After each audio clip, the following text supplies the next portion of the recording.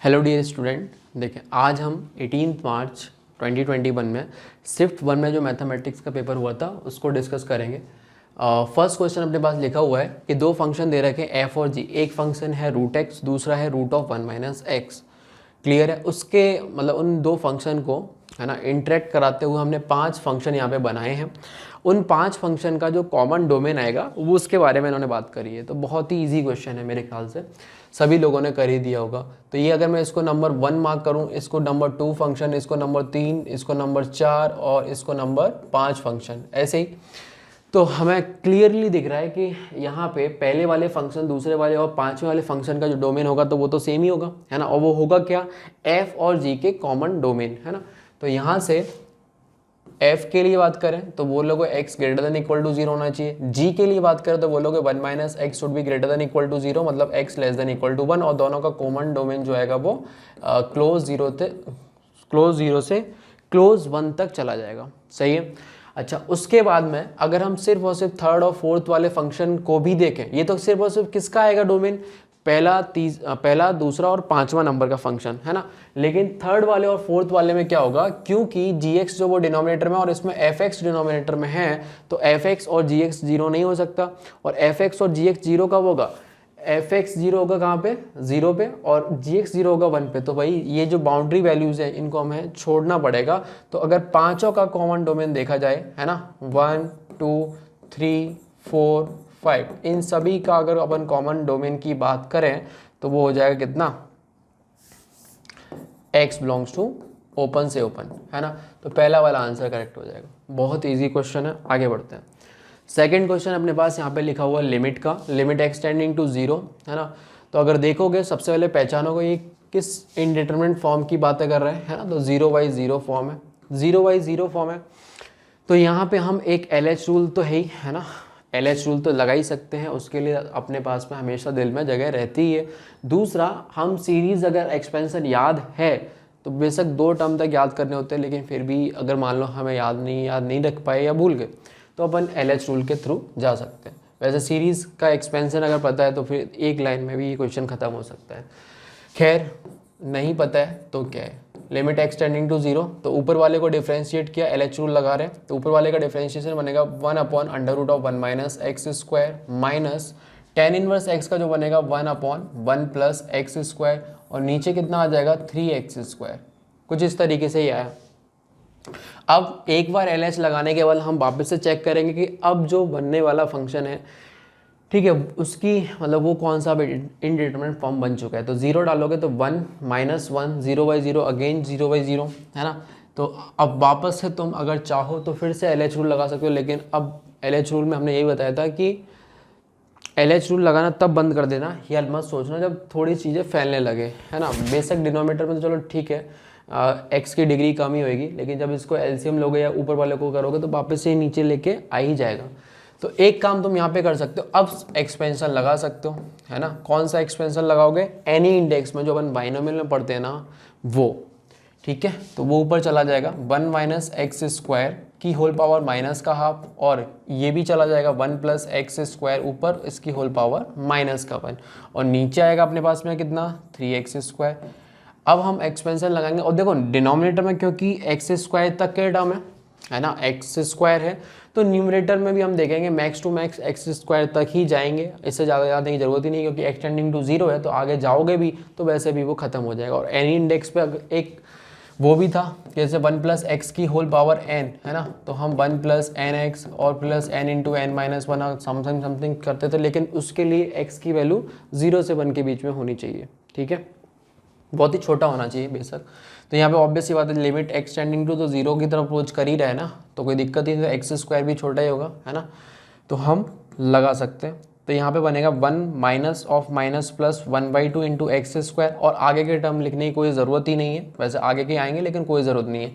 यहाँ पे बनेगा 1 माइनस का एक्स स्क्वायर, है ना, तो ये नीचे आ जाएगा कितना 3x स्क्वायर। सही है, तो वो सब तो खत्म हो जाएगा, और ये अपने पास 1 से 1 भी चला जाएगा, और ये प्लस का हो जाएगा, और ऊपर आ गया 3/2 एक्स स्क्वायर, और नीचे कितना है 3x स्क्वायर। तो कट आके 3/2/3, ठीक है, तो हाफ आ जाएगा लिमिट की वैल्यू, लिमिट हाफ आ गया, तो 3 + 1 आंसर कितना आ जाएगा 4, ठीक है। तो थोड़ा सा इजी टू मॉडरेट बोल सकते हैं, है ना। जिसको लिमिट एक्सपेंशन याद रहा होगा वो तो एक लाइन में ख़त्म कर दिया, उसके लिए तो कोई सवाल है ही नहीं है, ठीक है। जनरली बच्चों को नहीं याद रहता है तो अपन इस तरीके से जा सकते हैं। देखिए एक सर्कल का क्वेश्चन बोला गया, 4 सर्कल दे रखे हैं यहाँ पे, figure form by joining centre of C1 C2 C3। बहुत ही इजी क्वेश्चन है ना। मतलब 4 सर्कल के सेंटर के कोऑर्डिनेट बताने हैं। तो ये इसका हो गया कितना 0 0, इसका कितना हो जाएगा 0 1, और इसका कितना हो जाएगा 1 0, और इसका हो गया कितना 1 1। तो अगर मैं इन चारों पॉइंट, बहुत ही अच्छे पॉइंट है, अगर मैं कार्टेशियन प्लेन पे पॉइंट करूँ 0 0, ये 1 0, और इधर कितना आ गया 0 1 और 1 1, यहाँ पे कहीं बनेगा। इन चारों पॉइंट को अगर मैं ज्वाइन करता हूँ तो दिख रहा है साफ साफ क्या बनेगा, स्क्वायर। तो आंसर क्या आ जाएगा, पहला वाला, इजी। देखिए यहाँ बोला गया है इफ़ 100 की power alpha minus 199 into beta is equal to, कुछ इस तरीके से एक सीरीज का सम दे रखा है ना। Then find the slope line joining alpha comma beta and origin. तो पहले अल्फा बीटा निकाल लेते हैं, उसके लिए हमें जो राइट साइड में जो सीरीज लिखी हुई है इसका सम निकालना पड़ेगा। तो सीक्वेंस सीरीज का क्वेश्चन हो गया है। अब उसमें लास्ट में अपन जो पढ़ते हैं, ठीक है, उससे करना पड़ेगा। तो सबसे पहले तो अपन जनरल टर्म लिखेंगे, है ना, उसके बाद में सिग्मा वगैरह लगाएंगे, क्लियर है। तो पहले जनरल टर्म अगर अपन देखें तो ऑब्जर्व करो क्या हो क्या रहा है। 199 से लेके जाते जाते एक चला गया, तो अगर मैं देखूं तो टोटल टर्म इसमें 100 होंगे, इतना तो मैंने पहचान लिया, है ना। उसके बाद में यहाँ पे भी 100 लिखा है, फिर 101, है ना। तो एक एक बढ़ता चला जा रहा है, बढ़ते बढ़ते 199 तक हो गया। सही है, सही है। तो टोटल टर्म्स जो है वो कितने हैं इसमें, n की वैल्यू अगर बताऊँ तो 100 है ना। अच्छा अब एक काम करो, जनरल टर्म TR टर्म अगर अपन लिखें, ठीक है, तो वो कितना बनेगा वो सोच लेते हैं।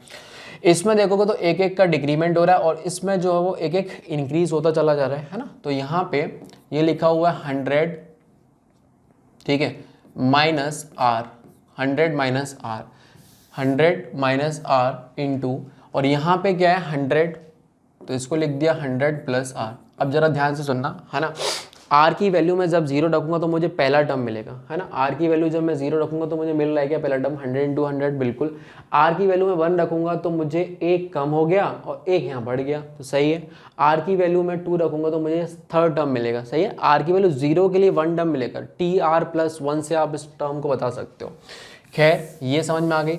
अब हमें इस पर क्या लगाना है, सिग्मा, किसके लिए, इसके लिए जो लिखा हुआ है 100 की power alpha minus 199 into beta, इसके लिए हमें यहाँ पे सिग्मा लगाना पड़ेगा, समझ गए। तो ये इधर, और इसको भी थोड़ा आगे खिसका लिया, ये बना, ठीक है। यहाँ से इतना चीज़ आ चुका है, ठीक है भाई। तो यहाँ पे बन गया 100 minus R into 100 plus R। Then find the slope of line joining. तो भाई इसमें तो कुछ है ही नहीं। अब R की वैल्यू कहाँ से, 0 से लेके कहाँ तक जाओगे, 99। टोटल नंबर ऑफ टर्म कितने हैं, 100। तो जब R इक्वल टू 0 के लिए पहला मिला तो R इक्वल टू 99 के लिए 100 में मिलेगा, इस तरीके चलेगा। तो यहाँ पे R इक्वल टू 0, 99 और मल्टीप्लाई कर दो, है ना। तो 100 स्क्वायर माइनस R स्क्वायर बनेगा। सिग्मा को डिस्ट्रीब्यूट कर दिया तो ये हो जाएगा कितना, 100 स्क्वायर, ठीक है। इस पे सिग्मा आएगा, लेकिन ये कितनी बार आएगा, 100 टाइम्स आएगा, तो 100 से मल्टीप्लाई हो जाएगा, है ना। Minus sigma of R square, R equal to 0 से कहाँ तक, 99। यहाँ पे बच्चे थोड़ी सी गड़बड़ कर देते हैं जल्दीबाजी में, इसको ध्यान से देख लें, है ना। ये हो गया हमारा कितना, 100 का क्यूब माइनस R स्क्वायर है। अब जब से मैं R की वैल्यू 0 रखूंगा, है ना, तो 0 पे तो 0 हो जाएगा। स्टार्ट कहाँ से होगा, 1 से, है ना। अगर आप फॉर्मूले लगा रहे हो ना कि फर्स्ट 99 नेचुरल नंबर का सम है ये, है ना, तो 1 से स्टार्ट होगा ना, 1 स्क्वायर, 2 स्क्वायर, 3 स्क्वायर का सम, 99 के स्क्वायर तक का सम। तो ये हो जाएगा n into n plus 1 into 2n plus 1/6। तो n कितना, 99, है ना। n into n plus 1 100 into 2n plus 1, तो 198 प्लस ये 199, और नीचे कितना आ जाएगा, 6, ठीक है। इतना बनेगा। इसी को सिंप्लीफाई कर लो, है ना। इसी को और सिंप्लीफाई करोगे तो अपने पास ये बना कितना, 100 का क्यूब माइनस, यहाँ से गया 3 दूनी 6, और ये हो गया 33, और यहाँ से कितना हो गया 50, सही है। 5 दिया 15, ठीक है, 5 दिया 15 के 5 हासिल लगी 1, 5 दिया 15 16, 165, है ना, 1650। तो ये आ गया कितना, इसको मल्टीप्लाई कर दिया, है ना। तो ये बनेगा कितना, 1650 इंटू 1 9। समझ में आ गई बात। तो ये आ गया। अब तुम उससे उसको कंपेयर करोगे ना, तो 100 की पावर जो लिखा हुआ है वो अल्फ़ा लिखा हुआ है, और 199 के बगल में जो लिखा हुआ है वो बीटा लिखा हुआ है। तो बीटा हमने कितना लिख दिया, 1650। ठीक है, अल्फ़ा 3, बीटा ये। अब कुछ नहीं करना, अब स्लोप पूछा है ना, तो y2 माइनस y1, तो 1650 डिवाइड बाई 3 यही स्लोप बनेगी, है ना। तो स्लोप इज इक्वल टू कितना आ जाएगा, 1650 डिवाइड बाई 3, 3×5 15, है ना, और 3×5 15, 550 ये आ जाएगा। ठीक है ना, सही है, ये बन जाएगा। चलिए आगे बढ़ते हैं। Find the differential equation of curve y square equal to, तो बहुत ही आसान सवाल है ना। डिफरेंशियल इक्वेशन बनानी तो डिफरेंशिएट कर दिया तो बनेगा 2y dash is equal to 4ax, है ना, ये आ जाएगा। तो यहाँ से 2 से तो ये कट गया, है ना, तो ये बना कुछ अच्छा x तो चला जाएगा ना डिफरेंशिएट के x के रेस्पेक्ट में। तो अपने पास यहाँ पे कितना बना, 2a is equal to y dash, ऐसा आ गया। इसकी वैल्यू उठा के वापस से अपन ने जो इक्वेशन दे रखी है इसी में रख दिया। क्लियर है, यहाँ पे रख दिया तो देखो क्या आ जाएगा, y square is equal to, है ना, 2a ये है तो ये बनेगा कितना, 2y dash into x plus a की जगह कितना आ जाएगा, y डैश डिवाइड बाई 2, है ना। तो चला गया अपना a। तो पूरी इक्वेशन में y डैश और y ही है।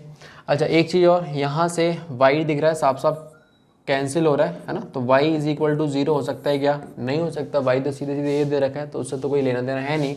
अपने पास यहाँ आ गया y is equal to y dash, और 2 को अंदर लेके चले गए तो 2x प्लस वाई डैश, ऐसा बनेगा।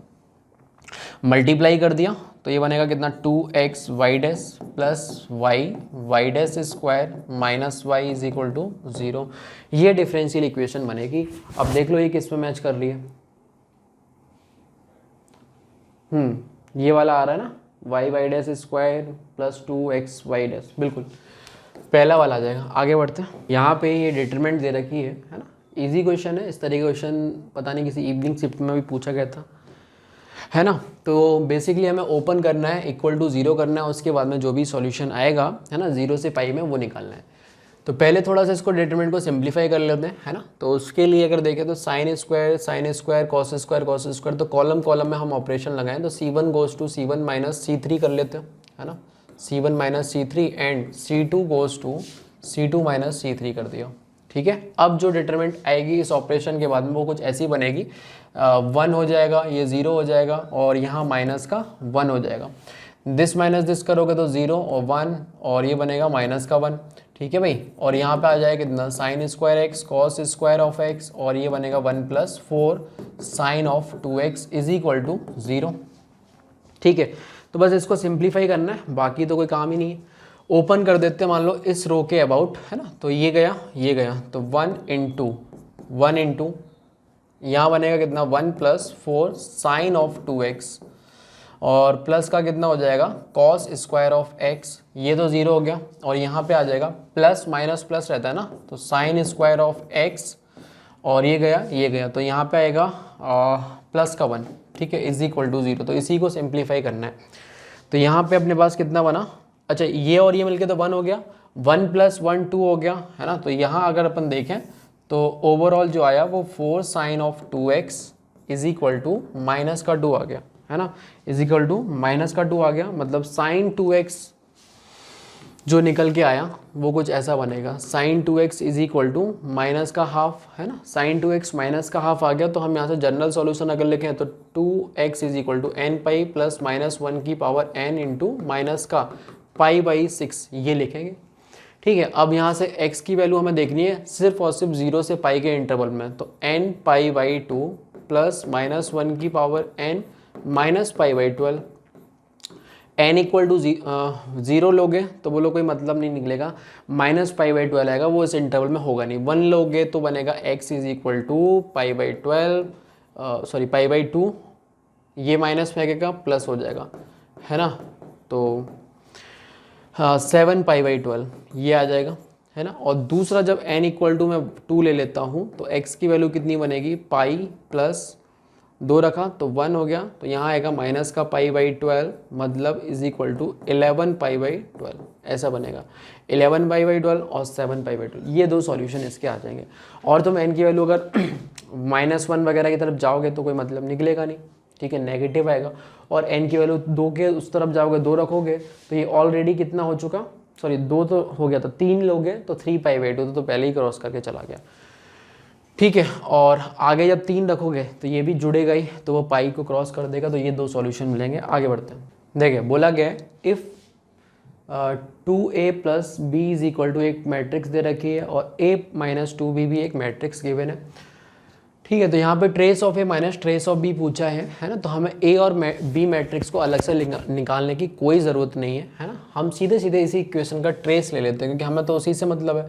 तो ट्रेस ऑफ 2a कितना हो जाएगा, बोलो 2 बाहर आ जाएगा ना, तो बनेगा 2 times of trace of a plus trace of b = इसका ट्रेस बनेगा 1। ऐसे ही दूसरी वाली इक्वेशन दे रखी है उसका ट्रेस ले लिया तो बनेगा कितना, trace of a - 2 times trace of b = 3 आ जाएगा, है ना, ये बनेगा। बस इसको सॉल्व करना है, ट्रेस से ट्रेस भी निकालना है और उसका डिफरेंस करना है। तो ट्रेस a की वैल्यू उठा के अपन इसमें रख देते हैं, तो हमारे पास में आ जाएगा 2 times 3 + 2 times trace of b, है ना, = प्लस ट्रेस ऑफ b, है ना, ट्रेस ऑफ b, ये क्या है, हटाओ इसको, = 1। तो यहाँ से अपने पास में कितना आया, 5 टाइम्स ट्रेस ऑफ b = -5। तो ट्रेस b आ गया अपने पास -1, ट्रेस b -1 आ गया। ट्रेस a भी हम यहाँ से निकाल देंगे, है ना, मान लो इसी इक्वेशन में रख दिया, तो ट्रेस a अपने पास कितना आ जाएगा, कहाँ गया भाई ट्रेस है, यहाँ रखोगे, ठीक है। तो प्लस का 2 इधर जाके 1, ठीक है, तो 1 - ऑफ -1 = 2, ये आ जाएगा। आगे बढ़ते हैं। देखिए बोला गया if P1 be the plane this and a point lie on it, है ना, तो एक प्लेन दे रखा है P1 और उस पर एक पॉइंट भी इन्होंने दे रखा है ना। तो कोई भी प्लेन अगर P1 गिवन है तो हमारे कुछ इस तरीके से 3D में ये बना लिया, उस पर कोई एक पॉइंट इन्होंने दे रखा है A जिसके कोऑर्डिनेट है 1 2 3, यही है क्या, हाँ, ठीक है। अब बोला गया है कि lie on it let there be another plane P2, है ना, which is parallel to P1 and at a unit distance from A, if P2 is this then find the positive value of this. तो देखो यार unit distance पे तो plane एक इधर भी हो सकता है, ठीक है, इस तरीके से एक प्लेन यहाँ पे भी हो सकता है, क्लियर है, ए से हमें देखना है ना, और ऐसे ही एक नीचे भी हो सकता है, ठीक है।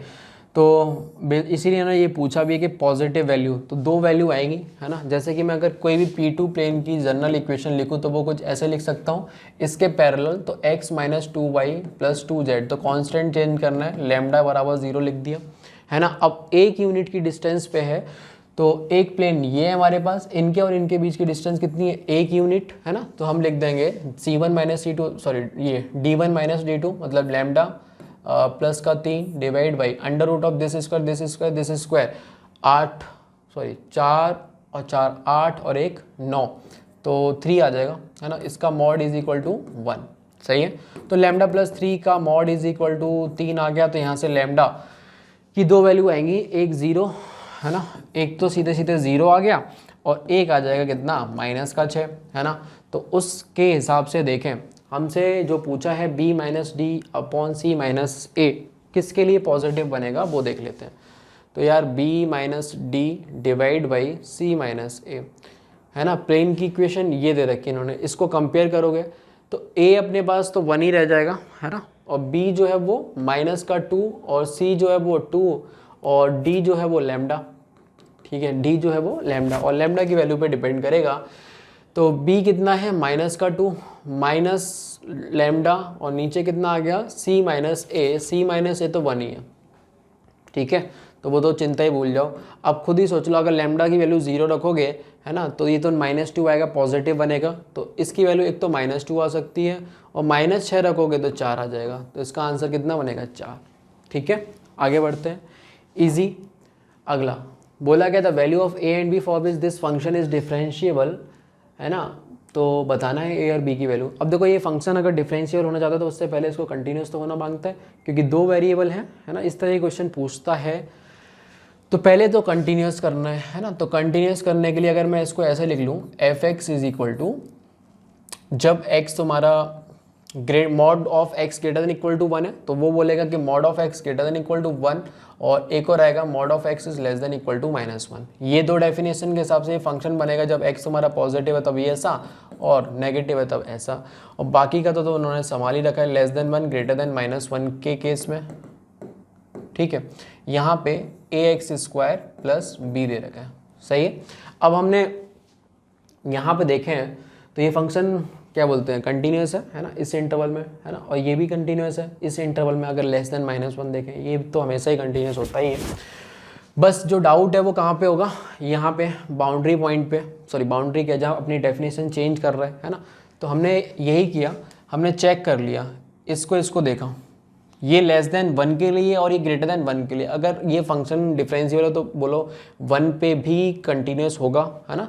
तो यहाँ पे f of 1 minus is equal to f of 1 plus, ये हम देख लेते हैं, और इक्वल टू एफ ऑफ 1 पे चेक कर ली कंटिन्यूटी। तो वहाँ से a और b में एक रिलेशन आ जाएगा। 1 माइनस के लिए देखोगे तो ये सीधे सीधे a प्लस बी बनेगा, तो ये बन गया a प्लस बी। और एफ ऑफ 1 प्लस को देखो या 1 के लिए देखो, फंक्शन की वैल्यू निकालो, वो तो 1 ही आएगा, तो a plus b is equal to 1। एक आंसर यहाँ से तुम्हें मिल गया। ठीक है, दूसरा हम क्या करें, इसको डिफ्रेंशिएट कर देते हैं, है ना। डिफरेंशिएबल भी तो, सॉरी डिफरेंशिएबल होना चाहिए, तो डिफरेंशिएट कर देते हैं, फंक्शन कंटिन्यूस बना के अपन ने कर दिया। तो यहाँ बनेगा कितना, -1/x², और ये x ग्रेटर देन 1, और ये वाला इसको जब डिफरेंशिएट करोगे तो बनेगा कितना 2ax, है ना, और ये कब है, लेस देन 1 और ग्रेटर देन -1 के लिए। बाकी का जो है उससे अभी कोई लेना देना है नहीं। ठीक है, तो यहाँ से f'1 minus is equal to f'1 plus, ये सब कर देते हैं। तो f'1 माइनस के लिए यहाँ से कितना आएगा 2a, 1 रख दिया, और वहाँ से कितना आएगा -1, तो a इक्वल टू -½ a की वैल्यू यहाँ पे रखोगे -½ है ना। तो b कितना आ जाएगा 3/2, b आ जाएगा कितना 3/2, तो -½ 3/2, ये आंसर हो जाएगा सेकेंड वाला, इजी। देखिए यहाँ पे कुछ और, एक और क्वेश्चन है वेक्टर का। बोला गया है a vector a has components 3p and 1 with respect to rectangular Cartesian system. तो जो a वेक्टर है वो मैं इसको ऐसे लिख सकता हूँ, a vector is equal to 3p i plus 1j। Clear है। ऐसे ही बोला गया था system is rotated through a certain angle, है ना। तो कोई एक वेक्टर ऐसे था, उसको हमने रोटेट किया एंटी क्लॉकवाइज में किसी भी एंगल पे, ठीक है, इन काउंटर क्लॉकवाइज सेंस। ठीक है, if with respect to the new system a has the component p+1, तो जो नया वेक्टर आएगा, मान लो b वेक्टर आ गया नया, है ना, तो उसके जो कंपोनेंट हैं वो p+1, ये x हो गया, और ये y कंपोनेंट के बिना, ठीक है, ij। उसके बाद then find the value of p। तो बेसिकली जब अपन ने इसको रोटेट किया है ना, तो इनका जो है मैग्नीट्यूड थोड़ी चेंज होगा, जो भी मैग्नीट्यूड इसका है ना, चेंज करने को बोला नहीं है। तो mod of a is equal to mod b कर दो आप, तो यहाँ पे और दोनों तरफ स्क्वायरिंग कर दो, रूट आएगा ना, तो बनेगा कितना 9p² plus 1 is equal to p+1 का होल स्क्वायर प्लस का 10। सही है, तो यहाँ से अपने पास 9p² plus 1 is equal to p² plus 2p plus 11, ये आ गया। ठीक है, तो सबको इस तरफ ही लेके आ गए, तो 8p² माइनस का 2p माइनस का 10 इज इक्वल टू 0, तो 4p² माइनस का p माइनस का 5 इज इक्वल टू 0। इसी को सॉल्व करोगे तो जो भी ऑप्शन में p की वैल्यू हो वो आप आंसर मार्क कर सकते हो। आगे बढ़ते हैं। देखिए ये क्वेश्चन बोला गया if root of this are origin, sorry, if root of this and origin form equilateral triangle in complex plane, find a। सही है, तो बेहद आसान क्वेश्चन ये, फिर से हमें डायरेक्ट रिजल्ट पता होता है। ठीक है, मतलब दो कॉम्प्लेक्स नंबर z1 और z2 तो इसके रूट है ना, और एक ओरिजिन ही है।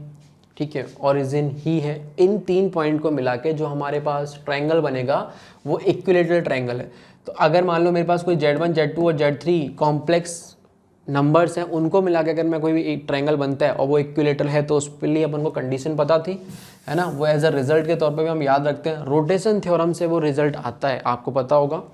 तो वो रिजल्ट आता क्या था, z1² plus z2² plus z3², वो तो हमारा 0 ही हो गया, is equal to z1 z2 तो Z1 Z2 तो है रहेगा, लेकिन Z2 Z3 करोगे तो वो 0 हो जाएगा, Z1 Z3 करोगे वो भी 0 हो जाएगा। तो ये इस तरीके का बनेगा।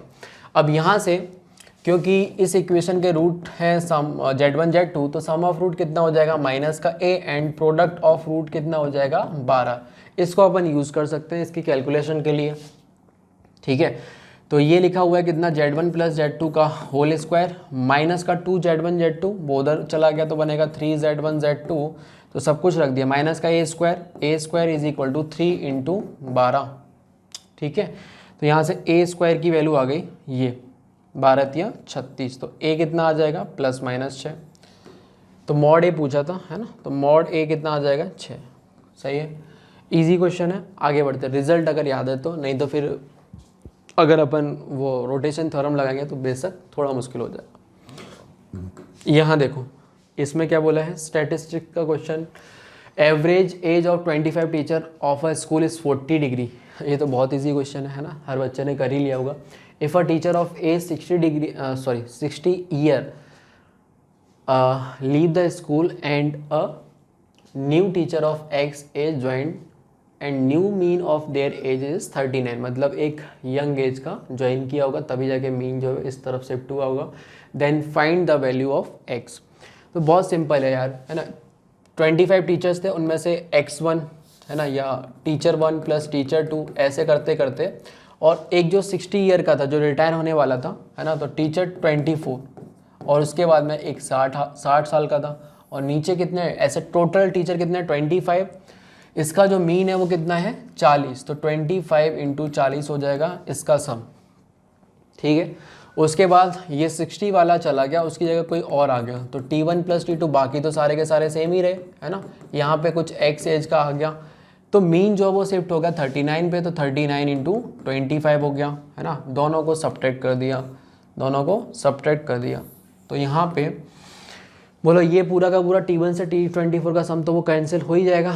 इधर बचेगा कितना 60 माइनस का x is equal to 25 common, अंदर बनेगा 1, तो यहाँ से x इज इक्वल टू कितना आ गया 35, तो 35 साल का बंदा ज्वाइन किया होगा। आगे बढ़ते हैं, देखिए बोला गया है if integration of this is equal to fx plus C, है ना। तो बहुत आसान क्वेश्चन है, इस तरह क्वेश्चन तो आते जाते रहते हैं है ना। हमें क्या करना है, यहाँ पे डिनोमिनेटर में से जो हाईएस्ट पावर है वो कॉमन लेंगे है ना। तो बाहर आ जाए कितना x की पावर 14, क्योंकि यहाँ स्क्वायर है, अंदर बनेगा 2 प्लस 1 अपॉन एक्स की पावर 5 प्लस यहाँ बनेगा कितना 1 अपॉन एक्स की पावर 7 का होल स्क्वायर, और ऊपर तो 5x की पावर 8 प्लस 7x की पावर 6 दे रखा है, और ये dx हो गया है ना। अब तो कुछ ज़्यादा है ही नहीं, इसको इसके डिनोमिनेटर में लेके आओ, तो ये बनेगा कितना 5x की पावर माइनस 6 प्लस 7x की पावर माइनस का 8, और नीचे कितना है 2 प्लस x की पावर माइनस 5 प्लस x की पावर माइनस 7 का होल स्क्वायर, ठीक है। अब जैसे ही तुम इसको जो डिनोमिनेटर में लिखा हुआ है इसके ब्रैकेट के अंदर वाला, इसको मैंने अगर t वगैरह कुछ माना, ठीक है, तो ऊपर dt में बन जाएगा सारी चीज़ें। इसको t मान लिया तो ये बनेगा इतना माइनस 5x की पावर माइनस 6 माइनस 7x की power minus 8 into d x is equal to d t आ जाएगा। तो यहाँ से अपने पास में माइनस तो कॉमन ले लिया, तो ये बनेगा कितना 5x की पावर माइनस 6 प्लस 7x की power minus 8 into d x is equal to minus का डी टी। सही है, तो इसकी जगह पे कहाँ गया, इसकी जगह पे इस पूरे को रिप्लेस करके मैं dt लिख सकता हूँ है ना। तो इस पूरे को रिप्लेस करके मैं dt लिख सकता हूँ, तो ये मेरे पास जो i मैं मान लेता हूँ तो वो बनेगा कितना dt विद नेगेटिव साइन, ठीक है, माइनस dt, और नीचे कितना बनेगा t स्क्वायर। क्लियर है, तो ये आ जाए कितना 1/t प्लस एक कांस्टेंट है ना, तो t की जगह वापस से x में आ जाते हैं, तो ये बनेगा 2 प्लस x की पावर माइनस 5 प्लस x की पावर माइनस 7 और प्लस का कांस्टेंट। तो ये f(x) बोला है, हमसे पूछा f(1) बताओ, तो x की वैल्यू 1 रखोगे तो 1/4 ही आ जाएगा, तो इज इक्वल टू 1/k, तो k इक्वल टू कितना हो जाएगा 4, ठीक है। इस तरह क्वेश्चन आते हैं, आते रहेंगे। देखें बोला गया find the number of point of intersection of the curve.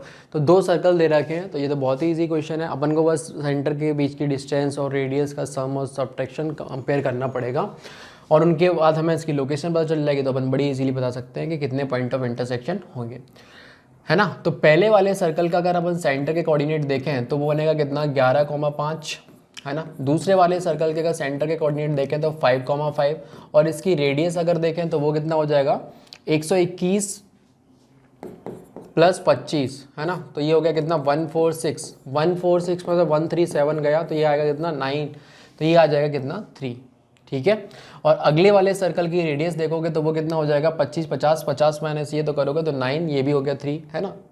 इस तरीके का सर्कल शायद कल के मॉर्निंग शिफ्ट में भी दे रखा था, है ना। अच्छा, अब C1 C2 के बीच की डिस्टेंस देखोगे तो वो बनेगी कितनी, ये 36, है ना, और ये तो 0 हो गया, तो ये आ गया 6। अब तो कुछ नहीं, R1 + R2 भी कितना आ रहा है 6, है ना। इसका मतलब ये दोनों सर्कल जो है वो एक दूसरे को एक्सटर्नली टच कर रहे होंगे, तो एक ही पॉइंट ऑफ इंटरसेक्शन होगा, तो ये आ जाएगा। आगे बढ़ते हैं। देखिए बोला गया find the sum of all 4 digit number form by using the digits this. अगर हम मैनुअली करें इसको तो थोड़ा सा 3, 3.5, 4 मिनट लग सकता है, लेकिन हमें इसका ट्रिक पता है तो बहुत आसानी से इसको कर सकते हैं। क्या रहता है, हमें 4 डिजिट का नंबर बनाना है यूजिंग दीज 4 डिजिट्स, है ना, और जिनमें कोई भी डिजिट हमारा 0 नहीं है तो हमें कोई टेंशन लेने की बात ही नहीं है। अच्छा, अब 4 डिजिट नंबर का सम, मतलब 4 डिजिट जितने भी इन डिजिट को यूज़ करके नंबर बन सकते हैं उन सबका सम करके हमें बताना है। तो पहले हमने लिख दिया कितना 1111, उसके बाद में इन डिजिट्स का सम कर दिया 1 + 2 + 2 + 3, है ना, और उसके बाद में इन्हीं के अरेंजमेंट से मल्टीप्लाई कर दिया इन डिजिट्स के, तो वो 4 नंबर हैं, 4 फैक्टोरियल से अरेंज कर दिए, 2 एक जैसे है, 2 फैक्टोरियल से डिवाइड कर दिया, नंबर ऑफ अरेंजमेंट इतने हो गए। अब इस टोटल को जितने भी नंबर ऑफ डिजिट है उससे भी डिवाइड कर दिया, तो ये आ जाएगा 4। तो इसको बस सिंप्लीफाई कर लोगे, अपना आंसर आ जाएगा। ये बना कितना 4 और 4 8, और ये हो गया कितना 24, और नीचे कितना आ जाएगा 4 और ये 2, सही है। तो ये तो इससे कट ही गया, तो 24 × 1111 4 बार इसको मल्टीप्लाई कर लोगे, अपना आंसर आ जाएगा, ठीक है। चलिए आगे बढ़ते हैं। अगला सवाल, let the system of equation this has non trivial solution and alpha beta gamma are distinct root of this equation, find the value of a² b। Simple सा सवाल है, पहले ट्रिवियल सॉल्यूशन होने चाहिए। अगर अपन देखें तो होमोजीनियस इक्वेशन है, u/v/w ये है वेरिएबल्स, है ना। तो हमने पास अगर डेल्टा को हमें क्या करना पड़ेगा 0, अगर d 0 नहीं हुआ तो ट्रिवियल सॉल्यूशन आएंगे 0,0,0, उनकी बात ही नहीं कर रहे, तो d 0 करो, यहाँ पे d 0 करोगे तो बनेगा कितना अल्फा बीटा गामा, और दूसरे वाले इक्वेशन से मिलेगा बीटा गामा अल्फा, और तीसरी वाली से मिलेगा गामा अल्फा बीटा, इसको उठा के 0 कर दिया, बोला है। और इस डिटरमिनेंट का हमें डायरेक्ट पता होता है कि भी एक्सपेंड करने के बाद क्या आएगा, है ना। तो ये बनता है कितना था 3 alpha beta gamma minus alpha cube plus beta cube plus gamma cube is equal to 0। तो हमारे पास यहाँ पे बेसिकली ये आ गया alpha cube plus beta cube plus gamma cube minus 3 alpha beta gamma is equal to 0। और आपको याद होगा इसके जो फैक्टर थे, ठीक है, स्टार्टिंग में पढ़ रखे थे, वो बनेगा कितना alpha plus beta plus gamma into alpha minus beta का whole square plus beta minus gamma का whole square plus gamma minus alpha का होल स्क्वायर डिवाइड बाई कितना 2, सही है। अब क्योंकि इन्होंने ये चीज़ 0 दे रखी है, इसका मतलब यहाँ से हम बोल सकते हैं कि इसका मल्टीप्लिकेशन 0 होगा, तो ये 0 हो जाए। ये तो तब हो सकता है जब ये भी 0 हो, ये भी 0, ये भी 0, मतलब अल्फा बीटा बराबर गामा। लेकिन इन्होंने बोला है कि अलग अलग है, कहाँ बोला है, ये है ना, डिस्टिंक्ट रूट है ना, तो वो 0 नहीं हो सकता। तो यहाँ से हमने ये चीज़ कंक्लूड कर ली कि alpha plus beta plus gamma की जो वैल्यू आएगी वो 0 होगी, है ना। अब अल्फा बीटा गामा जो है वो इस क्यूबिक इक्वेशन के रूट है ना, अल्फा इसका है, बीटा गामा, है ना। तो सम ऑफ रूट कितना आ गया भाई 0, और सम ऑफ रूट यहाँ से कितना लिख सकते हो माइनस a बराबर 0, तो a बराबर 0 आ गया, a 0 आ गया तो a² भी 0 होगा, मतलब ये आंसर आ जाएगा, सही है। हमें अगर थोड़े बहुत रिजल्ट पता है तो बहुत ही आसानी से इसको अपन कर सकते हैं। आगे देख कि ये हमारा एक एक्सपेंशन लिखा हुआ है, इसमें टोटल 41 टर्म दे रखे हैं, है ना, इस तरीके से कि x की पावर 1 का कोफिशिएंट a1 है, x² का coefficient a2 and so on. और बाद में हमसे ये पूछा गया कि A1 plus A3 plus A5 and so on up to A37। तो इसका सम हम कैसे निकालेंगे वो देखना है ना। तो बहुत आसान है। अगर कब होता आसान, जब अगर A39 का सम भी इसमें पूछ लिया होता है ना, तो बहुत ही ईजी हो जाता। सही है, एक बार x इक्वल टू 1 रखते, एक बार x इक्वल टू -1 रखते तो आ जाता घटाने के बाद में सम।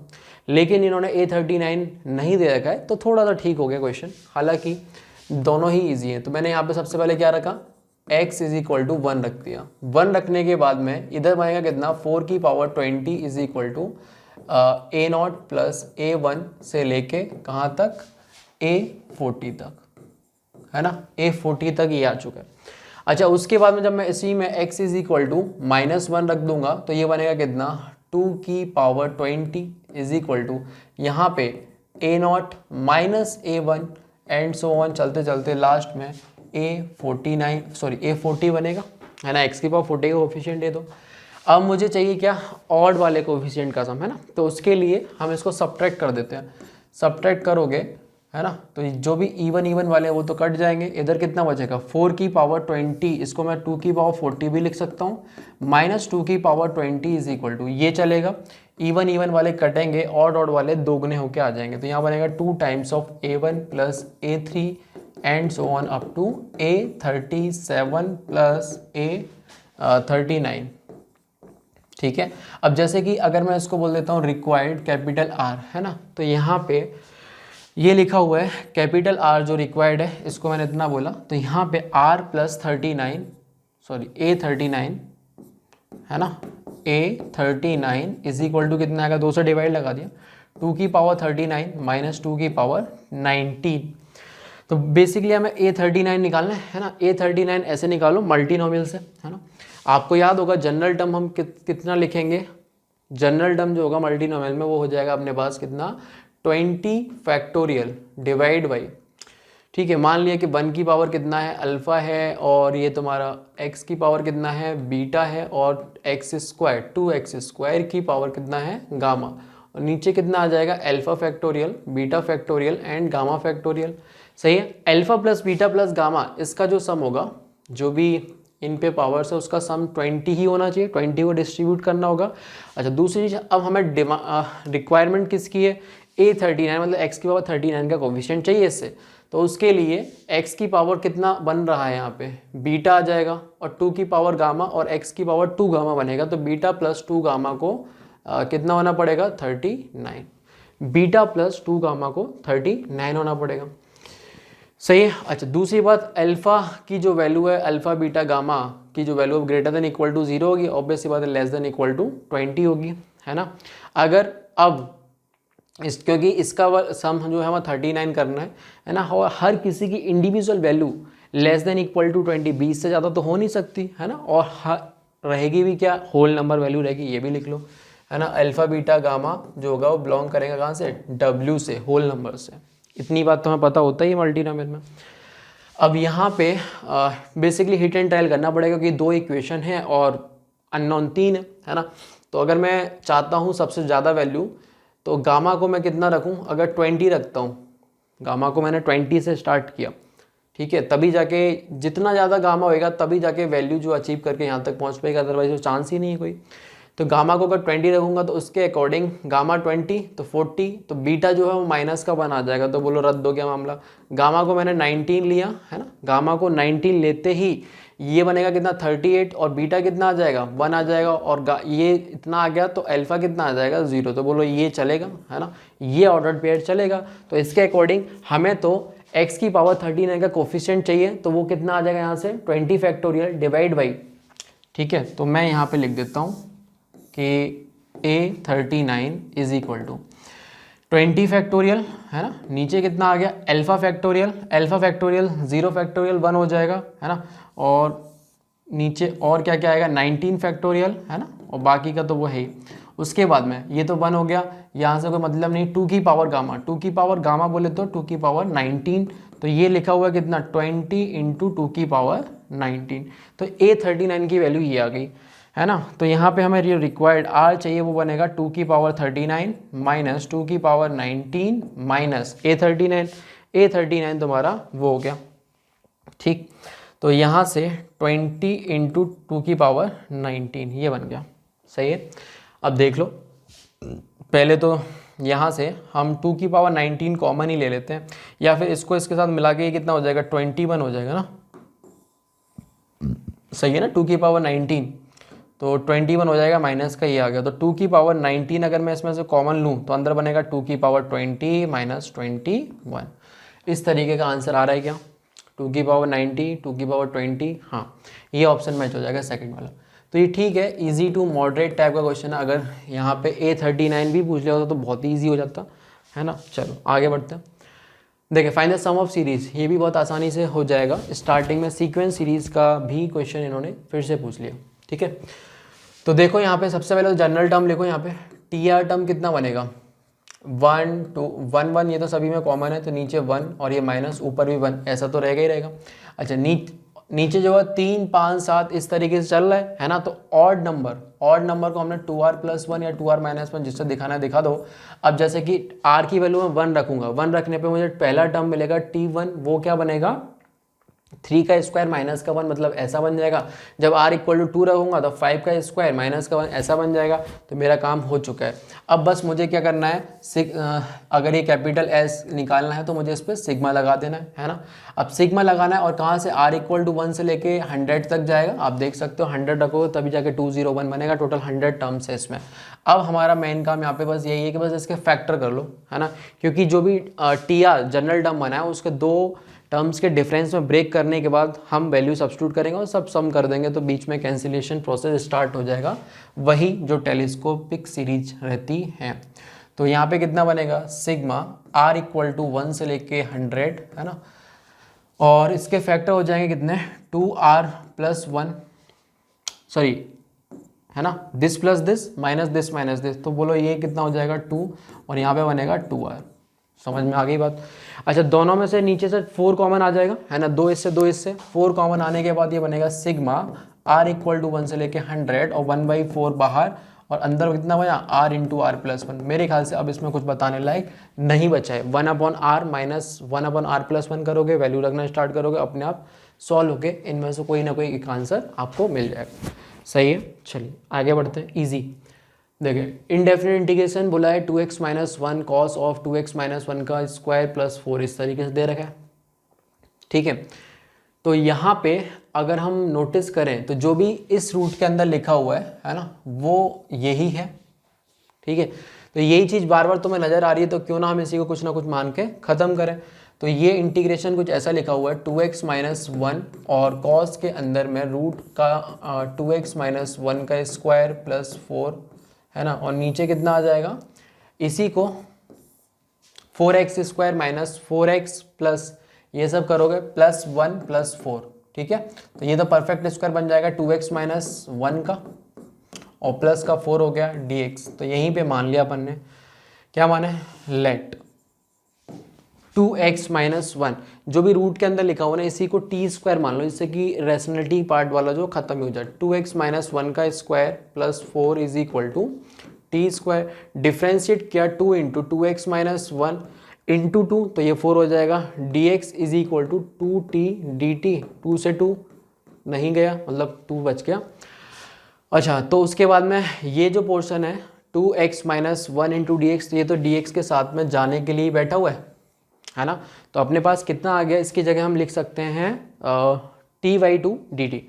तो ये आ जाएगा कितना, इंटीग्रेशन ऑफ t/2 dt, और cos के अंदर कितना t, और नीचे कितना t से t कैंसिल, तो ये आ जाएगा half of cos t dt। cos का इंटीग्रेशन बनेगा कितना, साइन ऑफ t, है ना, और प्लस का एक कांस्टेंट।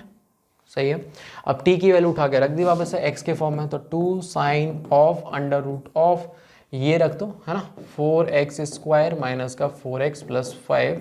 तो कौन सा आंसर बनेगा, ये वाला। ठीक है, आगे बढ़ते हैं। Easy, let y = this be given line, then find the equation of straight line passes through a and make an angle tan inverse √2 with a given line। तो देखो भाई, यहाँ पे कोई भी एक दूसरी लाइन निकालें जो कि 1, इससे पास कर रही हो, है ना, 1,3 से 1,3 से पास करने वाली लाइन की इक्वेशन हमारी हो जाएगी y = sorry y minus three is equal to m into x minus one, ऐसे लिख लेंगे, बस स्लोप चाहिए है ना। तो tan theta m one minus m two अपन one plus m one m two formula लगाओगे तो टेन थीटा मतलब root two is equal to कितना हो जाएगा, एम माइनस इस लाइन की स्लोप कितनी है, three root two divide by one plus three root two into M का मॉड, है ना, इंटू एम का मॉड। तो यहाँ पे क्रॉस मल्टीप्लाई कर दिया और मॉड है तो प्लस माइनस साथ खुलेगा, तो m minus three root two is equal to root two into one plus three root two into m, ऐसा आएगा। और प्लस माइनस तो कहीं पे भी लगा लिया, मान लो मैंने प्लस के साथ में लिया और एक बार माइनस के साथ में लिया, ठीक है, तो माइनस लगाओगे तो बनेगा कितना, थ्री रूट टू माइनस का m is equal to root two, multiply भी कर दिया, प्लस का सिक्स एम हो जाएगा। तो इसको इधर लेके आए तो बनेगा कितना, seven m is equal to two root two. तो एम की वैल्यू एक तो आ जाएगी two root two divide by seven, है ना, और दूसरा एक एम यहाँ से आएगा, सही है। तो m minus three root two is equal to root two plus छः, ठीक, इसको इधर शिफ्ट किया, इसको इधर लेके आए तो माइनस का four root two divide by five is equal to m। तो m की एक वैल्यू ये आ रही है। अब देख लो ऑप्शन में से कौन सा वाला मैच होएगा, इस m के साथ में या उस m के साथ में, ठीक है। तो जैसे अगर मैंने m की वैल्यू ये रखी, अब पहले स्लोप देख लेते हैं। पहले ऑप्शन की जो स्लोप आ रही है वो माइनस का four root two upon five, तो बोलो इससे मैच हो गया। दूसरे वाले की जो स्लोप आ रही है प्लस के आ रही है, तो वो तो हो ही नहीं सकता, वो तो ना तो ये ना ये, और इसका भी नहीं आया, तो बोलो यही आंसर हो जाएगा, है ना, यही वाला आंसर हो जाएगा। आप रखोगे तो ये वाला मैच कर जाएगा। इजी क्वेश्चन है, आगे चलते हैं। Find number of solution of this equation. तो mod of cot x is equal to cot of x plus one upon sine x in zero से टू पाई, इन जीरो से to pi. तो चलो zero pi to पाई वो तो इसके domain में ही नहीं होंगे इस इक्वेशन के, है ना, क्योंकि साइन जो है वो नीचे बैठा है तो वो जीरो नहीं हो सकता, कहाँ होता है एन पाई पे, तो जीरो पाई और टू पाई तो पहले हटा दिया, ठीक है। अच्छा, उसके बाद में कॉर्ड पे मॉड लगा हुआ, तो हम क्यों ना केस बना लें, है ना, केस बना लेते हैं। अब देखो जो कॉर्ड है वो पॉजिटिव कहाँ कहाँ होता है, फर्स्ट और थर्ड क्वाड्रेंट में, इसमें पॉजिटिव होता है ना, और इसमें जो है वो नेगेटिव होता है। तो बेसिकली जीरो से टू पाई जो है उसको अपन ने चार पार्ट में डिवाइड कर लिया, चार पार्ट में डिवाइड तो हो जाएगा मतलब क्वाड्रेंट के अकॉर्डिंग, लेकिन पॉजिटिव नेगेटिव के हिसाब से देखें कॉर्ड के बारे में तो हम दो पार्ट में डिवाइड कर लेते हैं, क्योंकि केस तो बनाना ही पड़ेगा ना, मॉड आया।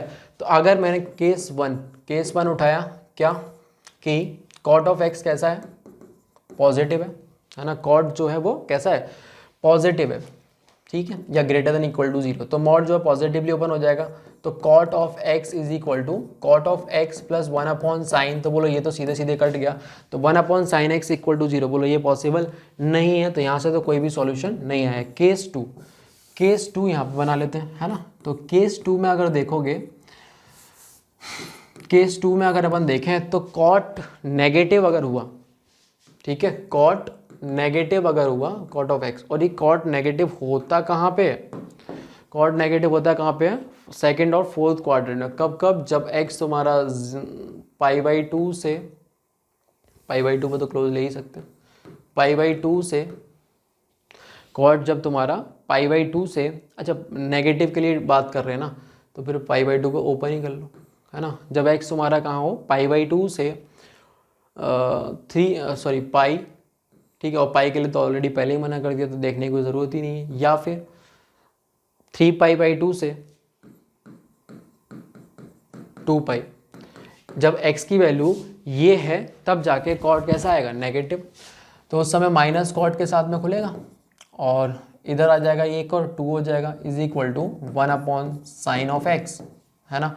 यहाँ से माइनस का two cos of x divide by sine of x is equal to one upon sine x, तो बोलो ये जीरो तो होगा नहीं, काट दिया, है ना। तो यहाँ से cos of x is equal to कितना आ गया, माइनस का हाफ। कॉस अगर माइनस का हाफ है तो कॉस नेगेटिव होता कहाँ कहाँ है, यहाँ, ठीक है, यहाँ पे और यहाँ पे कॉस नेगेटिव होता है। तो हमें बेसिकली पाई बाई टू से पाई, तो इस जगह भी मिलेगा एक, इसके सॉल्यूशन होंगे कितने, पाई माइनस का पाई बाई थ्री, ठीक है ना, pi minus pi by three, ये एंगल पाई बाई थ्री होता है, तो ये वाला सॉल्यूशन एक आएगा pi minus pi by three. एक सॉल्यूशन इधर भी आ जाएगा, कौन सा, pi plus pi by three के साथ में, ठीक है। और ये दोनों ही जो आंसर्स हैं वो अपने, एक minute, pi minus pi by three, तो कॉट जो नेगेटिव है ऐसा हो गया, ठीक है, तो एक सॉल्यूशन आएगा यार इसका, क्योंकि उस इंटरवल में अगर अपन देखें 3π/2 से 2π में, तो उसमें तो कॉट पॉजिटिव होता है, तो एक सॉल्यूशन आ जाएगा बस। ठीक है, ये वाला सही है, क्योंकि अगर आप फाइनली जो भी कुछ करा है वो उस इंटरवल के लिए किया है ना आपने, तो उस इंटरवल के लिए तो सिर्फ और सिर्फ एक सॉल्यूशन आएगा। कितना आ जाएगा भाई? 2π/3। सही है, ये सॉल्यूशन बनेगा।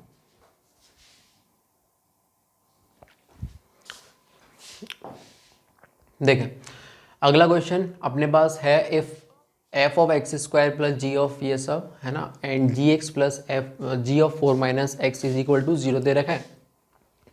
देखो इसकी वैल्यू हमसे पूछी है ना, तो सबसे पहली चीज़ तो ये, जैसे हम -a से a वाली लिमिट देखते हैं, सबसे पहला दिमाग हमारे क्या आता है कि इवन ऑड वाली प्रॉपर्टी लगा लेते हैं, है ना। तो उसके बाद में दिख रहा है साफ साफ कि एफ ऑफ एक्स स्क्वायर जो फंक्शन है वो एक इवन फंक्शन है ना। तो जो भी इंटीग्रल -4 से 4 में F of x square D x बनेगा, उसको मैं 2 टाइम्स 0 से 4 F of x square D x लिख सकता हूँ। ठीक है, अच्छा अब उसके बाद में इन चीज़ों का जो भी दे रखा है वो यूज़ कर लेते हैं। तो सबसे पहले इसका यूज़ तो बाद में होगा जब जी एक्स आएगा, फिर अपन किंग वगैरह लगाएंगे, तो उसी के लिए 4 माइनस एक्स की बात छेड़ी है उन्होंने। तो पहले तो इसको रिप्लेस कर लेते हैं एफ ऑफ एक्स स्क्वायर को, है ना। तो यहाँ पे 2 0 से 4 एफ ऑफ एक्स स्क्वायर के कितना आ जाएगा 4x³ minus g of 4 minus x, इतना बना dx, है ना। ये चीज़ आ गई। अच्छा उसके बाद में और आगे सिंप्लीफाई करोगे तो इंटीग्रेशन को एक तरीके से डिवाइड ही मतलब डिस्ट्रीब्यूट कर देते हैं, है ना। ऐसा बना दिया 0 से 4 और ये 2 बाहर बैठा हुआ है। ठीक है, तो ये तो सीधे सीधे इंटीग्रेट ही हो जाएगा, है ना। तो 2 × 4 x की पावर 4, है ना, और डिवाइड बाई 4 और लिमिट 0 से 4 रखनी है। तो x की जगह पे मैं कितना रख सकता हूँ 4। ठीक है, तो यहाँ पे बनेगा 4 की पावर 4 और एक 4 नीचे है, तो ये इससे कैंसिल हो जाएगा, सॉरी। और ये बनेगा 0 से 4 आगे 2 g of 4 minus x dx। सही है, इतनी बात समझ में आ गई। तो ये फाइनली यहाँ से देखोगे तो कुछ ये तो हटा ही दो ना यहाँ से, ये तो लिमिट तो अपने रखी थी, तो ये चला गया। सही है, तो अपने पास में आ कितना गया, आ इतना गया 2 × 2 की पावर 8, तो 2 की पावर 9 माइनस 2 × 0 से 4 g of 4 minus x dx। सही है, ऐसा कुछ बना। अब अगर थोड़ी देर देखा हमें इसी को इंटीग्रेट करके निकालना है कि भाई यही है क्या, है ना। तो कर लो इसको इंटीग्रेट, यहाँ पे अलग से किंग लगा दो इसमें, है ना। इसको हमने i मान लिया थोड़ी देर के लिए, जो भी i, तो i इज इक्वल टू 0 से 4 और ये बना है g ऑफ 4 माइनस का x इंटू dx, है ना। तो किंग लगाओगे तो x को रिप्लेस करोगे किससे 4 माइनस के x से, तो यहाँ पे 4 माइनस का x आएगा तो -4 प्लस, तो कुल मिला के ये हो जाएगा 0 से 4 और g ऑफ x dx। अब किंग के बाद में ऐड भी तो करता हूँ, तो 2i इज इक्वल टू 0 से 4 g of x plus g of 4 minus का x dx। और आपको बहुत आराम से देख सकते हो ये चीज़ 0 दे रखी है, तो ये तो i 0 आ जाएगा, ये ख़त्म हो जाएगा। आंसर आएगा 2 की पावर 9। ठीक है, 2 की पावर 9 मतलब 512। सही है, आसान सा ही सवाल बोलेंगे इसको, क्योंकि किंग वगैरह तो बहुत ही फ्रिक्वेंटली अपन यूज़ करते हैं, है ना। बाकी का तो कुछ है ही नहीं। चलो आगे बढ़ते हैं। देखें ये बोला है यहाँ पे let a mod z square plus alpha bar z, ठीक है, और plus z bar alpha plus d is equal to 0 represents equation of circle when.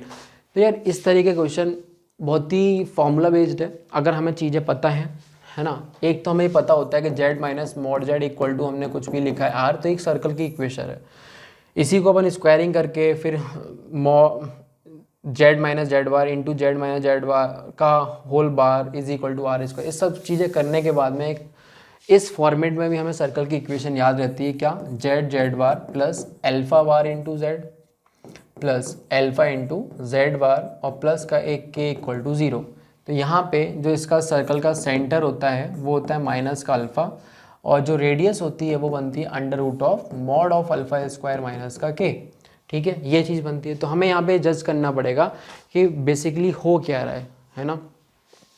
जब हमारे पास में वो इक्वेशन दे रखी है, वो बोला गया कि ये सर्कल की इक्वेशन को रिप्रेजेंट करेगा, तो उसके लिए क्या क्या चीज़ें ज़रूरी हैं वो हमें देखना पड़ेगा। ऑब्वियस सी बात है कि रेडियस जो है वो डिफाइन होनी चाहिए, है ना, रूट के अंदर जो भी आ रहा है वो ग्रेटर देन इक्वल टू 0 होना चाहिए। इस तरह की चीज़ें हमें देखनी पड़ेगी, ठीक है। तो सुनो, सबसे पहले इसको तो कन्वर्ट कर लेते हैं इस फॉर्मेट में, है ना। ये जो लिखा हुआ है इसको ऐसे भी देख सकते हो, ठीक। तो यहाँ पे कितना लिखा हुआ है, a से डिवाइड लगाया, है ना, तो उसके लिए बोलो a जो है वो डजेंट बिलोंग टू 0 होना चाहिए, या मैं ऐसे लिख दूँ a is not equal to 0 होना चाहिए, है ना। तो यहाँ पे बनेगा mod z square plus alpha bar divide by a plus z bar से पहले एल्फा बाई a और यहाँ पे z bar plus d by a is equal to 0, है ना। तो यहाँ पे ध्यान रहे कि जो k है ना वो एक रियल नंबर होता है, k जो है वो एक रियल नंबर होता है। अगर तुम इसको अपनी जो याद करी हुई इक्वेशन से कंपेयर करोगे तो यहाँ पे रेडियस जो निकल के आएगी वो कुछ ऐसी बनेगी, अंडर रूट ऑफ ये जो क्या बोलते हैं इसको, अल्फ़ा कहाँ से उठाया होगा अपन ने, यहाँ से, ठीक है। जेड बार का जो कोफिशिएंट होगा, तो जेड बार का जो कोफिशिएंट है वो ये है ना। तो यहाँ से कितना आएगा, अल्फ़ा अपॉन ए का मॉड का स्क्वायर माइनस के की जगह वन है डी बाई ए, तो ये चीज़ बननी चाहिए, क्लियर है। तो यहीं पे बस इतना बोलना है कि इसके अंदर वाली जो चीज़ जो है वो ग्रेटर देन इक्वल टू 0 होना चाहिए, है ना। तो वहाँ से अपना ये रिलेशन निकल के आ जाएगा सेकंड वाला, ठीक है। क्योंकि a r माइनस मतलब a की वैल्यू कोई भी रियल चलेगी एक्सेप्ट 0, ठीक है, a भी रियल ही होगा, सही है।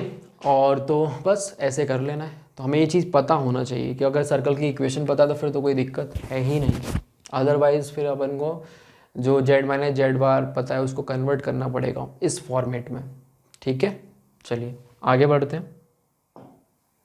देखिए बोला गया है find number of time the digit 3 appear while writing integers from 1 to लेके 1000, है ना। तो 1 से लेके 1000 तक जितने भी नंबर्स बनेंगे उन सबको लिखना है, और लिखने के बाद हमें देखना है कि 3 जो वो कितनी बार अपीयर हुआ। जैसे कि मान लो मैंने लिखा 332, ठीक है, तो इसमें दिख रहा है मुझे 3 जो है वो 2 बार दिखा, है ना। तो इस तरीके से मुझे सारी काउंटिंग करनी होगी, है ना। 1 से लेके 1000 तक सारे नंबर लिखना होगा, फिर देखना होगा, ठीक है। तो ऑब्वियसली लिखेंगे तो नहीं 1 से लेके 1000 नंबर, तो फिर कैसे करेंगे इसको, हम ना ब्रेक कर देते हैं कि 3 अगर इतनी बार आया तो क्या होगा, इतनी बार आया तो क्या होगा, इतनी बार आया तो क्या होगा, ऐसे। तो जैसे 1 से लेके 1000 में देखें तो एक डिजिट का नंबर में 3 एक ही बार दिखेगा, कौन होगा वो, स्वयं 3 होगा।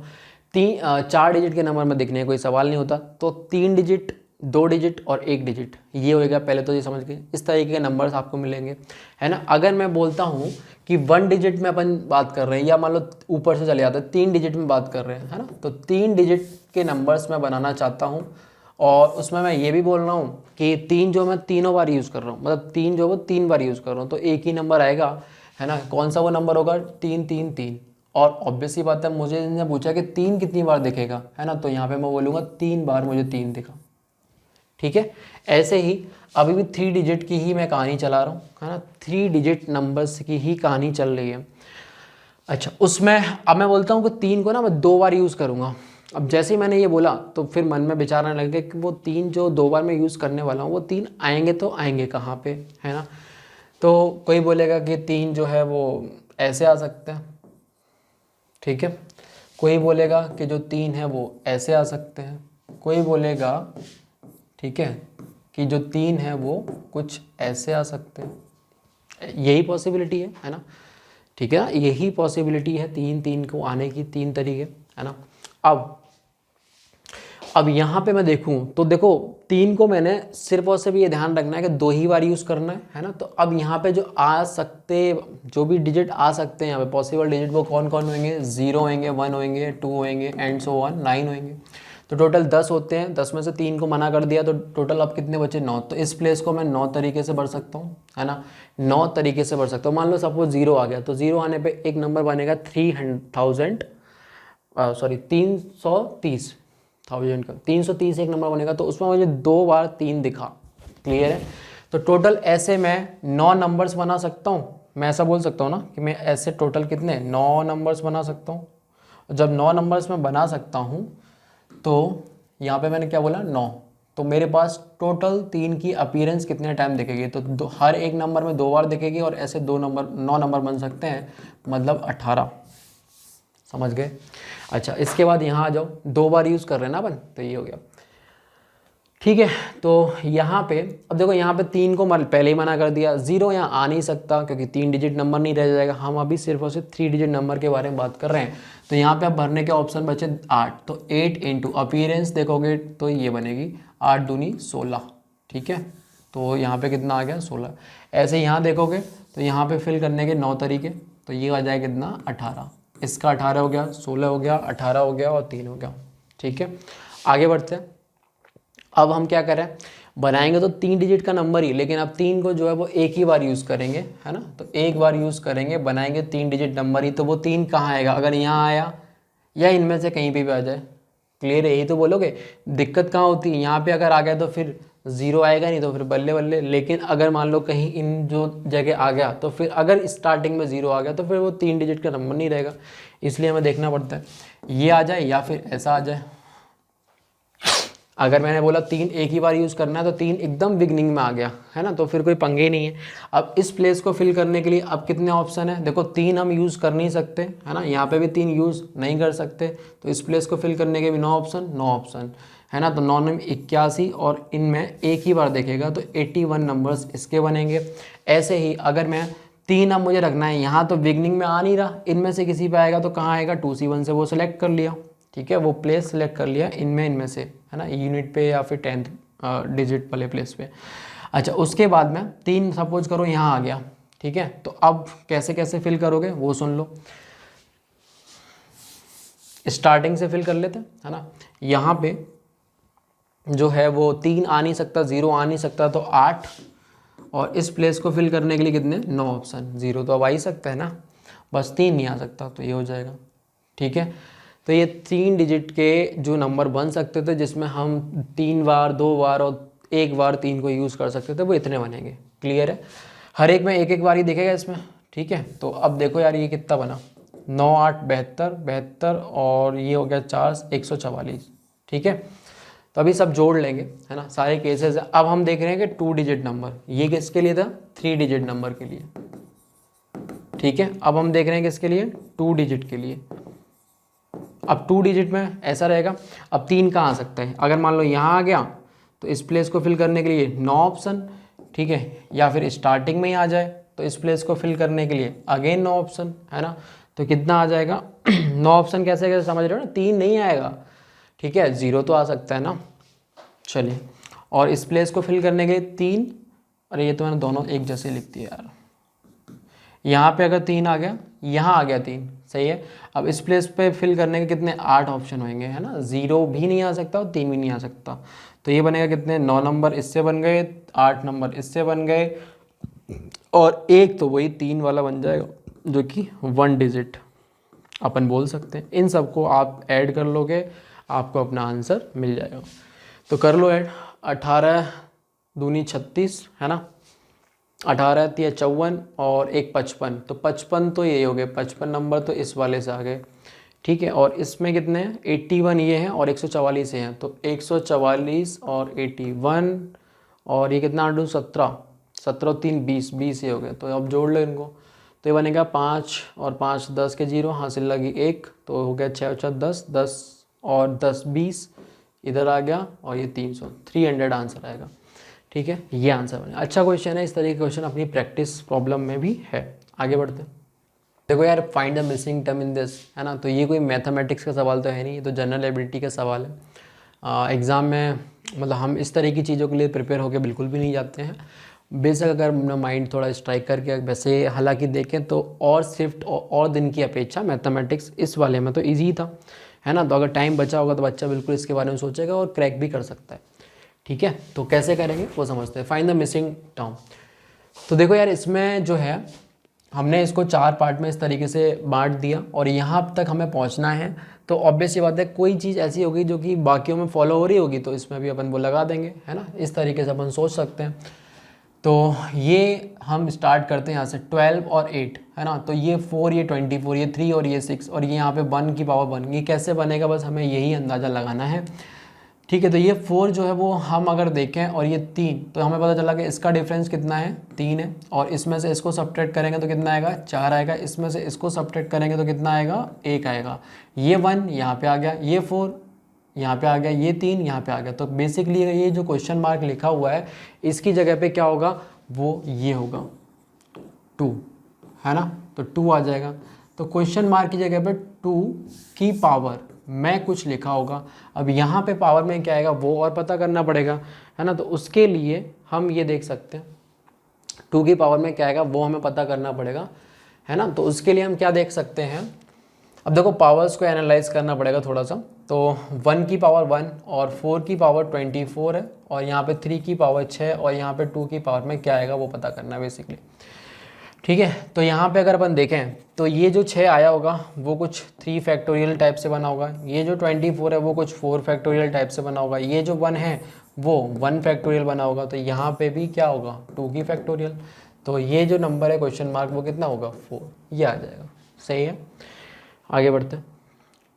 देखो कुछ क्वेश्चन और आए थे तो टाइप तो नहीं पाए, तो वो ऐसे ही मैंने हाथ से लिख दिए। देखो एक बार, if line joining 4, -3, 1 and 2, 3, -5 is bisected by the plane this, है ना, वेयर ABCD इंटीजर से बिलोंग कर रहे हैं at right angle and then the minimum integral value of this. तो बेसिकली क्या हो रहा है कि 2 पॉइंट अपने पास दे रखे हैं। एक पॉइंट है कितना 4, 3 माइनस का और 1, और दूसरा एक पॉइंट हमारे पास है 2, 3 माइनस का 5। इन दोनों पॉइंट को ज्वाइन करने वाली लाइन जो होगी 3D में, है ना, तो उसको एक प्लेन जो है परपेंडिकुलरली बाइसेक्ट कर रहा है ना, ऐसे कुछ परपेंडिकुलर बाइसेक्ट किया हुआ है।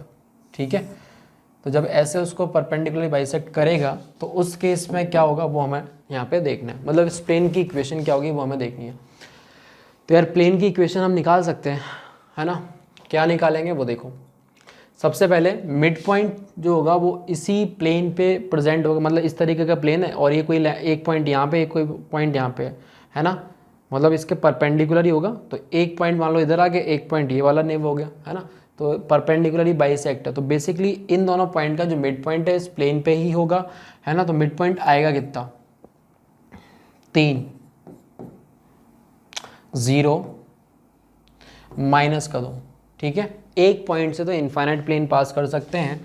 अब हमें चाहिए इसकी डायरेक्शन, प्लेन के नॉर्मल की डायरेक्शन, तो वो हम इससे निकाल सकते हैं। इन दोनों पॉइंट से बनने वाला जो वेक्टर आएगा उसके जो dr होंगे वही इस प्लेन के नॉर्मल वेक्टर के dr हो जाएंगे। सही है, तो दिस माइनस दिस कितना बनेगा 2, दिस माइनस दिस कितना हो जाएगा 6, दिस माइनस दिस करोगे तो प्लस का 6, ये बनेगा।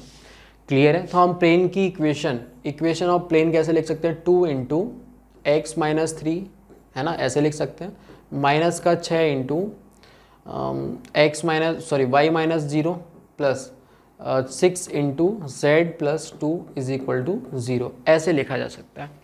सही है।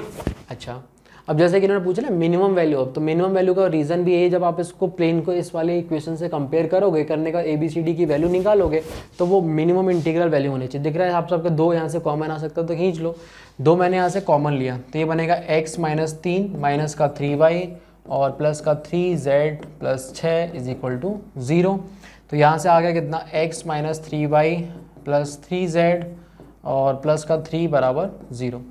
अब इसको इससे कंपेयर कर दो, है ना, तो कंपेयर करोगे तो चलो मैं इसको इधर लेके आ गया इक्वल टू 0, है ना। तो यहाँ से अपने पास में a की वैल्यू कितनी आ गई, अच्छा a² plus b² plus c² plus d² सीधी यही वैल्यू निकाल दो, है ना। कंपेयर करोगे तो a सीधे सीधे 1 दिख रहा है ना, तो 1 का स्क्वायर कितना हो जाएगा 1 प्लस b का स्क्वायर कितना हो जाएगा 9, है ना, b कितना बनेगा -1 और c जो है वो तुम्हारे पास ये हो जाएगा तो ये भी 9 हो जाएगा और यहाँ पे भी d जो है -3 हो जाएगा, इसका स्क्वायर भी 9 हो जाएगा, 9 3 27 और 1 28, 28 आंसर आ जाएगा, है ना। इजी क्वेश्चन है, आगे बढ़ते हैं। देखो एक और टाइप क्वेश्चन के इस तरह क्वेश्चन तो अभी पूछा भी गया था पिछले दिन, ठीक है, इससे पिछले वाले एग्जाम में भी पूछा गया था मॉर्निंग शिफ्ट में। तो रिपीटेशन देखनी है, यहाँ से रिपीट हो रहा है तो मेरे ख्याल से ये कर लोगे आप, है ना। आसान सवाल है, 2 वैल्यू आएंगी, एक्स वाई में क्वाड्रेटिक बनेगी, जो भी पॉजिटिव वैल्यू आएगी वही अपना आंसर होगा। देखो एक और क्वेश्चन था, f x is equal to cosec inverse of x upon under root of x minus mod of GIF, ये जो दे रखा है वो GIF दे रखा था, ठीक है। Find domain of function, function का डोमेन बताना है। तो देखो सिंपल सा है, डोमेन पे 2 क्वेश्चन पूछ लिए इस पेपर में, ठीक है। तो कोसेक इनवर्स ऑफ x, तो जो x यहाँ पे है तो इसका डोमेन देखोगे तो बोलोगे mod of x greater than equal to 1, है ना। या फिर अगर ऐसे लिखना तो ऐसे लिख लो, x belongs to minus infinity से -1 यूनियन 1 से इन्फिनिटी, है ना, क्लोज क्लोज। ये तो हो गया इसकी कहानी। अब रूट के अंदर जो भी लिखा हो उसका भी डोमेन लिखना पड़ेगा और फिर दोनों का हमें इंटरसेक्शन करके फिर आंसर करना पड़ेगा।